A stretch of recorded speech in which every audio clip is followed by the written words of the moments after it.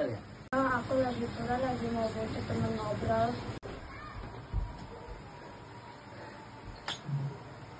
Lagi bahas apa nih? Aku hampir ketabrak sama anak kecil yang naik sepeda, serem banget. Makanya Sin, lain kali hati-hati. Pasti kamu panik ya? Aku hampir loncat di semak-semak. Kalian ini bikin semua jadi heboh. Kalian sadar gak sih? Kayaknya kita temenan udah lama, tapi kita belum pernah bahas kayak jangka panjang gitu. Ya, sesuatu yang kita bisa lakukan gitu bareng-bareng, kayak project gitu loh. Keren banget tuh, tapi apa yang kita harus lakukan? Kita bisa bikin sesuatu yang bermanfaat, bukan cuma buat kita, tapi juga buat semua orang. Kayak kerja sosial mungkin. Atau bikin komunitas. Aku berpikir akan bikin klub di taman bermain. Wah, bagus tuh. Tapi gue lebih suka kita ngadain kegiatan outdoor dan nggak cuma diam baca doang. Aku setuju banget sama kita. Apa kita punya rencana lain? Itu bagus, tapi kita butuh tenaga dan waktu. Kita bisa nggak sih? Jangan semangat di awal doang. Kalau kita niat, pasti kita bisa.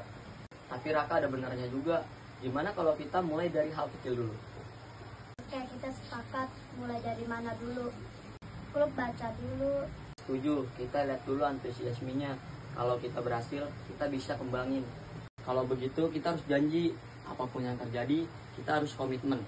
Janji ya, jangan berhenti di tengah jalan. Janji. Aku percaya kita bisa. Oke lah kalau kayak gitu, kita mulai petualangan kita.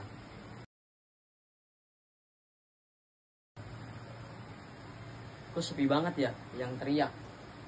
Tadi aku udah semangat banget ngajak mereka, tapi tadi mereka bilang mendingan main bola sama main lari. Wajar sih, namanya juga anak-anak. Mungkin kita harus cari cara lain untuk lebih menarik. Harusnya kita udah nyiapin rencana cadangan. Ini terlalu mendadak. Kan si Raka mulai deh pesimis. Bukan pesimis, realistis aja. Kalau kita mau berhasil, kita harus punya strategi. Udah jangan berdebat, kita pikirin aja solusinya.